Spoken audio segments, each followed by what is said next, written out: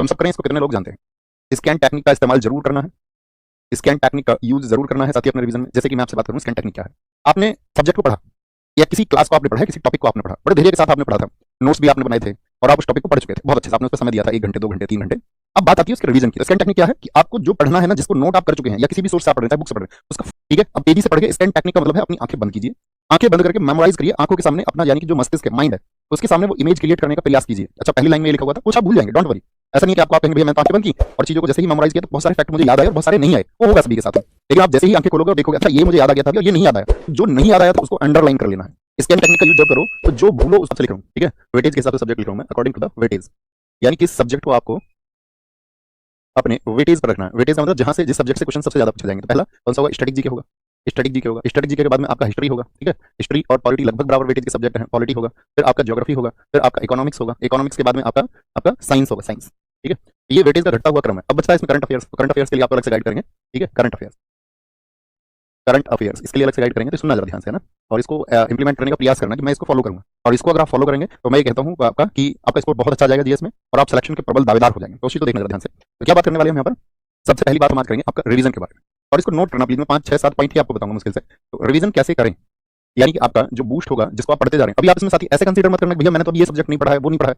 आने वाले समय में आपका वो विषय हो ही जाएगा, चाहे वो 15 दिन बाद हो, चाहे 1 महीने बाद उसको पूरा करें। बहुत सारे स्टूडेंट्स का पूरा हो चुका होगा, बहुत सारे स्टूडेंट्स का 70% हो चुका होगा, बहुत सारे स्टूडेंट्स का ऐसा होगा आपका कि भैया मैं तो अभी 30% ही कर चुका हूं। वो आप अपने हिसाब से डाल लेना चाहिए, क्योंकि जो भी आपने पढ़ा है उसका रिवीजन कैसे करेंगे, ठीक है, ध्यान से देखना। तो रिवीजन कैसे करें, उसमें सबसे पहली चीज आएगी आपका जो जनरल फिनोमेना है, मैंने आपसे कही रखा, स्कैन टेक्निक। तो हम सब करें इसको कितने लोग जानते हैं? स्कैन टेक्निक का इस्तेमाल जरूर करना है, स्कैन टेक्निक का यूज जरूर करना है साथ ही अपने रिवीजन में। जैसे कि मैं आपसे बात करूं स्कैन टेक्निक क्या है। आपने सब्जेक्ट को पढ़ा या किसी क्लास को आपने पढ़ा है, किसी टॉपिक को आपने पढ़ा, बड़े धैर्य के साथ आपने पढ़ा था, नोट्स भी आपने बनाए थे और आप उस टॉपिक को पढ़ चुके थे, बहुत अच्छे से आपने उस पर समय दिया था, 1 घंटे 2 घंटे 3 घंटे। अब बात आती है उसके रिवीजन की। स्कैन टेक्निक क्या है कि आपको जो पढ़ना है ना, जिसको नोट आप कर चुके हैं या किसी भी सोर्स से आप पढ़ रहे हैं, बुक से पढ़ रहे हैं, उसका फास्ट रिवीजन होना चाहिए। दूसरी चीज क्या है? दूसरी चीज है फास्ट रिवीजन। ऐसा नहीं है कि आप उतना ही समय उसमें दे रहे हैं जितना कि आपने उसको लिखते समय दिया था।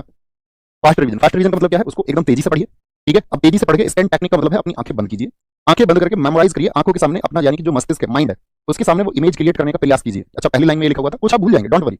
ऐसा नहीं है कि आपको आप कहेंगे भैया मैं तो आंखें बंद की और चीजों को जैसे ही मेमोराइज किया तो बहुत सारे फैक्ट मुझे याद आए और बहुत सारे नहीं आए, वो होगा सभी के साथ में। लेकिन आप जैसे ही आंखें खोलोगे और देखोगे अच्छा ये मुझे याद आ गया था और ये नहीं याद आया, तो जो नहीं याद आया था उसको अंडरलाइन कर लेना है। स्कैन टेक्निक का यूज जब करो तो जो भूलो उसको अंडरलाइन कर लेना। पहली बार में जो भूलो उसे क्या कर लेंगे, जो भूल जाएंगे उसको अंडरलाइन कर लेंगे। बात क्लियर है? तो आपको पता रहेगा अच्छा ये आपकी मेमोरी के परे की चीज है, यानी कि जो मेमोरी के परे होती है उसको मेमोरी भूल जाती है, उसको बोलते हैं शॉर्ट टर्म मेमोरी। और जिसको आप आंख बंद करके याद कर पाए थे वो आपकी लॉन्ग टर्म मेमोरी में सेट हो चुका था। शायद उसको आपको रिवाइज करने की बहुत कम जरूरत पड़ेगी, क्योंकि जब तक दोस्त ये आइडेंटिफाई आप नहीं कर लोगे कि ये मैं भूलता हूं, ये मुझे याद नहीं आता, उसको अंडरलाइन कर लोगे तो आपको उस पर विशेष ध्यान रहेगा। बात आई, अब आपने उसको अंडरलाइन किया, जैसे कोई टॉपिक भी बताएंगे कितना समय देना है, आप आंखें बंद करिए, मेमोराइज करिए, आपकी जो एफिशिएंसी वो बढ़ जाएगी। तो आप इसको इस्तेमाल करना, आप देखोगे वाकई कमाल का है, इससे कमाल की कोई चीज हो नहीं सकती आपका रिवीजन के टाइम पे। बात क्लियर? रिवीजन कैसा करेंगे? फास्ट करेंगे, फास्ट रिवीजन। और जब आप फास्ट रिवीजन करेंगे तो अपने पास में रखेंगे एक रफ सीट। कैसी सीट रखेंगे? Rough seat. ये रफ सीट का क्या यूज है? आपने स्कैन टेक्निक से कुछ याद किया, माइंड में इमेज भी बना ली, अब जो इमेज बनी थी उसको शॉर्ट में लिखना, खुद से क्वेश्चन करना है। जैसे मान के चलो आप पढ़ रहे थे कोई बीजगणित स्टूडेंट टॉपिक आप पढ़ रहे थे, या आपने हिस्ट्री का कोई टॉपिक पढ़ा था 1857, या पॉलिटी का आपने पढ़ा था फंडामेंटल राइट। अब खुद से क्वेश्चन करना है कि आर्टिकल 14 में क्या है, या आप बोलोगे तबला से संबंधित कौन कौन लोग मुझे याद है, या आप बोलोगे स्वतंत्र क्रांति के फैक्ट कौन कौन से मुझे याद है। इस तरह से जब आप चीजों को अपनी रफ सीट पे जिस टॉपिक को आपने पढ़ा है उसको लिखोगे तो उससे क्या होगा दोस्त, फिजिकल मेमोरी आपकी काम करने लग जाएगी, यानी आपका हाथ चल रहा है उस समय पे। और यदि याद करते समय आपका हाथ चल रहा है तो इसका मतलब आप जागृत अवस्था में हो, क्योंकि रिवीजन के समय पे आप कभी भी नोटिस करना जब आप अपना रिवीजन करते हो तो नींद बहुत आ जाती है। होता है ऐसा किस किसके साथ में? हम सब करें, हम सब करके बताएं ऐसा किस किसके साथ में होता है कि रिवीजन करते समय नींद बहुत आ जाती है। ये बहुत आपका फैक्ट है, काम करता है। तो आप जब फिजिकल मेमोरी अपनी लिखेंगे हाथ से लिखें, अच्छा ये अभी मैंने याद किया था, मेमोराइज किया था, और शॉर्ट में लिखना एकदम छोटा, किसी को समझाना नहीं है आपको ना, उसको बहुत सुंदर लिखना, बहुत छोटे से में, जैसे बोलते हैं ना हिंदी में, उसको घुचड़ मुचड़ लिख देना, बस आपको याद होना चाहिए, आपके माइंड में वो फैक्ट आ रहा है। बात क्लियर है? यहाँ तक की बात क्लियर है, ठीक है। तो रफ सीट का यूज करें और याद रखना हर एक टॉपिक आपका 4 से 5 बार रिवाइज हो जाना चाहिए। आप कहेंगे भैया इतना समय कहां से आएगा मेरे पास में? इतना समय, देखो समय कभी नहीं लगता। आप चाहें तो आप ये कहना चाहिए मेरे पास समय नहीं है, मैं रिवीजन नहीं कर पाऊंगा, तो इसका मतलब है कि आप फिर बेहतर परफॉर्मेंस भी नहीं कर पाओगे। तो 4-5 बार रिवीजन कैसे करें? अब आप अपने किसी टॉपिक पे आगे बढ़ रहे हैं, मान के चलो आप पॉलिटी आधा तक पढ़ चुके हैं, या आप ज्योग्राफी को आधा पढ़ चुके हैं, या स्ट्रेटेजी का आधा पढ़ चुके हैं, पूरा पढ़ चुके हैं, उस बात का कोई मतलब नहीं, आप कुछ तो पढ़ चुके होंगे ना। तो उस टॉपिक को आपने उठाया कि भाई मुझे जो है ये टॉपिक उठाना। अब टॉपिक कैसे उठाएंगे? तो जो रिवीजन होना चाहिए डेली 4 से 5 बार तो रिवीजन होना चाहिए एग्जाम टाइम तक। ये मैं नहीं कह रहा हूं एक ही दिन में, एग्जाम टाइम तक इस बात का ध्यान रखना कि हर एक टॉपिक आपका 4-5 बार रिवाइज हो जाए। अब मैंने कहा 4-5 बार रिवाइज करेंगे तो यहाँ सबसे इंपॉर्टेंट बात क्या है? सबसे इंपॉर्टेंट बात क्या है कि आपको डेली 4 टॉपिक उठाने हैं, 4 से 5 टॉपिक उठा सकते हो आप रिवीजन के लिए, 4-5 टॉपिक रिवीजन के लिए। अगर आपने दोस्त इसको फॉलो कर लिया ना, मैं कहता हूं तुम कमाल करोगे। जिस दिन सिलेक्शन हो उस दिन बोलना इस बात को कि मैंने इस तरह से रिवीजन किया था, आपने मुझे बताया था। जैसे डेली 4 से 5 टॉपिक आपने ले लिए और उनको नोट करना, मतलब अपना टास्क बनाना है आपको, ठीक है। ये आपका डेली टास्क होना चाहिए, डेली टास्क। आप सुबह उठेंगे और अपने 2 मिनट इस बात को देंगे कि क्रम से भाई आज पॉलिटी का सबसे पहला चैप्टर मेरा प्रस्तावना है, प्रीएम्बल, वो मुझे आज रिवाइज करना है। अच्छा मेरा हिस्ट्री का पहला जो है ये टॉपिक है, ये मुझे रिवाइज करना है। अच्छा मेरा ज्योग्राफी का पहला टॉपिक, आपके नोट्स होंगे तो आप उसमें लिख लेना मुझे रिवाइज करना है। अगर तुमने उस टॉपिक को ध्यान से पढ़ा था ना दोस्तों, तो मैं ये कहता हूं कि हर एक टॉपिक को आप 10 से 15 मिनट देना, बस करके देखना, 10 से 15 मिनट देना, और आप देखोगे 10 मिनट में आपका रिवीजन हो गया। 10 मिनट में क्या हो जाएगा, 10 मिनट में अगर आपने उसको पढ़ा था, नोट्स बनाया था, आप उसको देख के रिवाइज कर लोगे। अब हाथ में पेन रखना है, स्कैन टेक्निक रखोगे, एक बार मेमोराइज करा क्या क्या पढ़ा था और शॉर्ट नोट्स अपने कागज पे बना दिया, तो 15 से 20 मिनट में तुम्हारा टॉपिक तैयार हो जाएगा। यानी कि 1 से 1.5 घंटे में आपके 4-5 टॉपिक रिवाइज होंगे रोज। इससे ज्यादा समय नहीं देना, क्योंकि आप चीजों को पढ़ भी रहोगे, सीख भी रहोगे। तो ये मान लो जनरली 1 से 1.5 घंटा आपका किसका होना चाहिए रिवीजन का। तो भैया जीएस की बात कर रहे हैं, जीएस की तो रिवीजन होना चाहिए 1 से 1.5 घंटे डेली करेंगे, क्योंकि अगर आप बहुत सारा पढ़ते रहोगे, हमेशा माइंड क्या बोलता है, नया आया नया आया, इसको पढ़ लो इसको पढ़ लो, और हम उन चीजों को बार बार रिवाइज नहीं करते हैं जो हमको करनी चाहिए, और एक समय पर वो मेमोरी क्या हो जाती है, हमारी धूमिल हो जाती है, और फिर आपने उसको एक समय भी दिया था और फिर उसका फायदा भी नहीं रहा। तो इसको क्या बोलते हैं, स्टूडेंट इसी कारण से कई बार चीजों को पढ़ने के बाद भी सफल नहीं हो पाता। तो बोलेंगे हाँ जी भैया 1 से 1.5 घंटे हम डेली रिवीजन को रखेंगे। उस डेली के रिवीजन में हमारे 4 से 5 टॉपिक होंगे। कभी कभी वो टॉपिक छोटा भी होगा, हो सकता है 5 मिनट में आप उसको रिवाइज कर लो, कई बार वो टॉपिक थोड़ा बड़ा भी होगा जिसमें शायद आपको 20 से 25 मिनट भी लग जाए। बात क्लियर है यहाँ तक कि भैया इसको हम अप्लाई करेंगे, जरूर अप्लाई करेंगे। छठी सबसे इंपॉर्टेंट बात है, प्राइम टाइम में रिवीजन मत करना कभी। प्राइम टाइम में रिवीजन नहीं। अभी प्राइम टाइम क्या होता है, देखो ये आप सबके लिए डिफरेंट होगा। जैसे मैं आपसे ये नहीं कह सकता सुबह पढ़ना अच्छा होता है, रात को पढ़ना अच्छा होता है, ये दो बुनियादी बातें हैं। ये आपका डिपेंड करता है स्टूडेंट का, उसका माइंडसेट क्या है। भाई बहुत सारे ऐसे होंगे वर्किंग होंगे, बहुत सारे ऐसे होंगे कुछ आपका एकदम से प्रॉपर स्टूडेंट ही होंगे, तो सबके लिए अलग अलग रहेगा। किसी को सुबह अच्छा पढ़ा जाता होगा, कोई सुबह उठ के पढ़ता होगा, कोई ऐसा होगा कि सुबह 5 बजे नहीं उठता होगा, वो उठता ही 8 बजे होगा, तो क्या उसका सिलेक्शन नहीं होगा? हो सकता है, बिल्कुल ऐसा कुछ नहीं है कि आप सुबह से पहले जाओगे तो सिलेक्शन होगा। बहुत सारे लोग रातों में पढ़ते हैं सिलेक्ट होते हैं। तो आपका एक प्राइम टाइम होगा जिस टाइम पे आप नोटिस करना। प्राइम टाइम आप अपना कैसे नोटिस करोगे, तो आप अपना प्राइम टाइम नोटिस ऐसे कर सकते हो कि भाई मेरी सबसे अच्छी पढ़ाई किस समय पे सबसे ज्यादा रेगुलर में रहता हूँ। तो आप कहेंगे यार मैं डेली रात को 8 से 10 पढ़ता ही हूँ, या यार मैं लाइब्रेरी में जब जाता हूँ तो दोपहर के टाइम 12 से 2 या 12 से 4 में पढ़ता हूँ, या सुबह 10 से 12 में रेगुलर पढ़ता हूँ। तो वो आपका प्राइम टाइम है जिसमें आप पिछले कई महीनों से अपने माइंड को ये मैसेज दे चुके हो कि मेरा पढ़ने का टाइम है। तो प्राइम टाइम में कभी भी रिवीजन मत कर लेना। क्यों जी? उस समय पर, क्योंकि प्राइम टाइम में आपको नई चीजें सीखनी चाहिए, क्योंकि आपका माइंड बहुत एक्टिव है, उस चीज को तो आप ऑलरेडी पढ़ चुके हो ना। तो प्राइम टाइम में हमेशा, जैसे आपका मैथ्स कमजोर है, कोई टॉपिक आपको पढ़ना है, वो टॉपिक नहीं आता, तो प्राइम टाइम में उसको पढ़ो।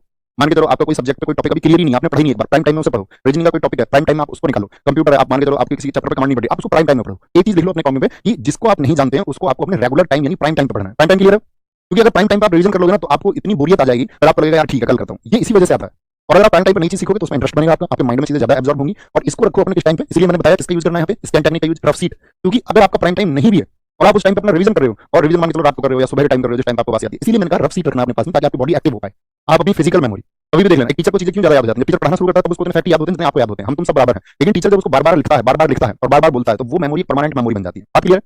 एक साथी घंटे पढ़ना, ऐसा कोई क्वेश्चन नहीं करना है साथी, जो मैं आपसे बोल रहा हूँ वो पढ़ना है। आप चाहे 10 घंटे पढ़ें, आप चाहे 6 घंटे पढ़ें, आप 8 घंटे, वो आपको डिसाइड करना है आप कितने घंटे पढ़ सकते हैं। ठीक है, नींद अच्छी लेनी है, बस इसका ध्यान रखना है कि आपको 4-7 घंटे अच्छी नींद लेनी है, और उसके बाद के घंटे आप डिसाइड करोगे, या आप 4 घंटे पढ़ोगे, या आप 3 घंटे पढ़ोगे, या आप 8 घंटे पढ़ोगे, 10 पढ़ोगे, 11 पढ़ोगे, वो आपको डिसाइड करना है।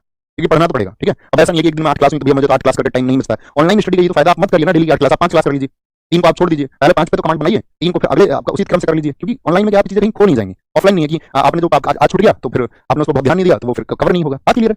ऑनलाइन का ये फायदा। तो प्राइम टाइम में क्या बोलेंगे, आपका रिवीजन नहीं होना चाहिए। बात समझ में आई? रिवीजन कब करेंगे, आपका किसी और टाइम में, यानी जिस टाइम आपका मन लगता है पढ़ने में, उसमें रिवीजन मत करना। 4 से 5 टॉपिक डेली लेने हैं, 4-5 बार एग्जाम तक आपका टॉपिक रिवाइज होना चाहिए। लिस्ट बना लेना, जैसे आप लिखोगे, आपने स्ट्रेटेजी के सारे टॉपिक्स की लिस्ट बना ली है ना, एक लिस्ट बना ली। अब लिस्ट जब आपने बना ली तो आप उसमें टॉपिक लिखोगे ना, जैसे डांस, फोक डांस हो गया, या आप लिखोगे दूसरा टॉपिक क्लासिकल डांस यानी कि आपका शास्त्रीय नृत्य। अब आपने देखा, आप इसको जब एक बार रिवाइज कर चुके हो तो आगे एक बना दो, एक लिस्ट बना लो। जब इसको आप लगेगा इसको दूसरी बार रिवाइज कर चुके हो तो 2 बना दो। आपको लगेगा मैं इसको 2 बार रिवाइज कर चुका हूं, इसमें अंडरलाइन चीजें कौन सी थी, जो मैं आपसे कह रहा हूं ना, इसमें सबसे इंपॉर्टेंट बात सुनना, लास्ट वाली 7वां पॉइंट इसमें सुनना दोस्त।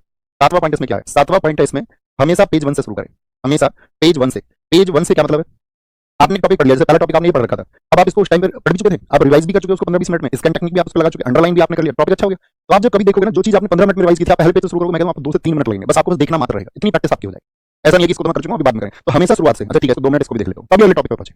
याद रखें, शॉर्ट नोट जरूर बनाना है, रफ सीट पर उसको लिखना है। बात क्लियर है? बात क्लियर है दोस्त, बताएंगे एक बार, ये मुझे आपको समझाना था। अब अगली बात क्या बची, तो यहाँ पे टॉपिक सीख लेंगे सब। हिस्ट्री में कौन कौन से टॉपिक्स हमने पढ़ा, हिस्ट्री, पॉलिटी में सर ने क्या क्या पढ़ाया, ज्योग्राफी में क्या पढ़ाया, इकोनॉमिक्स में क्या पढ़ाया, साइंस में क्या पढ़ाया, लेकिन टॉपिक आज मुझे रिवाइज करना है। बात क्लियर? स्ट्रेटजी वीडियो में आपके अलग से भी बना चुका था यूट्यूब पर, बात करते करंट अफेयर्स की। करंट अफेयर्स मैं आपसे ये कहूंगा दोस्त, करंट अफेयर्स आपकी तैयार होनी चाहिए 6 to 8 मंथ्स की। कितने की? 6 to 2, लेकिन एक बार कितना, 6 से 8 महीने की तैयार होनी चाहिए। अब 6 से 8 महीने में कभी कभी आप देखोगे एसएससी का करता 2022 का क्वेश्चन पूछ लेगा कोई, 2022 का क्वेश्चन पूछ लेगा, तो वो सब क्वेश्चन दोस्त छोड़ने वाले क्वेश्चन होते हैं। अगर बहुत हिट है तो आप कर दोगे, और नहीं बहुत हिट है तो छोड़ने लायक हो, सबके लिए होगा, उस पर रोना नहीं है। आपको ये देखना कि करने लायक जो है वो बन पा रहा है या नहीं, तो ना बनने लायक वो किसी के लिए नहीं, वो कंपटीशन का हिस्सा ही नहीं होता, वो आपके सिलेक्शन को वो क्वेश्चन कभी नहीं रोकता, वो सबके लिए समान। आपके सिलेक्शन को रोकेगा कि जो करने लायक था वो आपने नहीं किया, तो वो 6 to 8 मंथ्स का। मैं आपसे कहूंगा करंट अफेयर्स आप कैसे कर ले, मंथली कर ले, मंथली करंट अफेयर्स। ठीक है, कि भाई हमको जब एग्जाम होगा उस महीने के हिसाब से आप देख लो पिछले 6-8 महीने कौन से हैं। अच्छा मेरा भी तो मुझे मार्च का भी मंथली करना था, तो 2-3 जगह से कर लिया मंथली। ठीक है, और अगर आपको ये मैं डेली करंट अफेयर्स लगाता हूं तो उसको स्पीड मोड पे लगाया करो हमेशा, मेरा कहना ये है। ओके, तो मंथली करंट अफेयर्स ये आपके लिए बहुत जरूरी है, इसको कर लेना, और आपको उन चीजों को आप बार बार रिवाइज कर लेना, 2-3 सोर्स से कर लेना उसको, और इतना ही उस पर ध्यान लगाना, उससे ज्यादा नहीं, क्योंकि